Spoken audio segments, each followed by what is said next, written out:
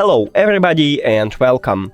In this video I will show you how to add and manage Siri on your headphones LG tone-free fit. You have to start by open the application and now scroll down a bit. You need touch function line. Click detailed settings. Now you should decide you wanna use the left one or right one earbuds.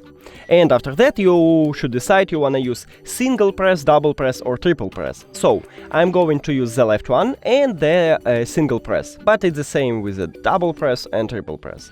So click on this command here and you should choose voice command. After that click confirm. And now if I press one time on my left earbud, I will call a Siri. Touches areas located right here. So I should put it to my ear and then I'll show it to you. So I press one time. And as you can see, Siri is awake.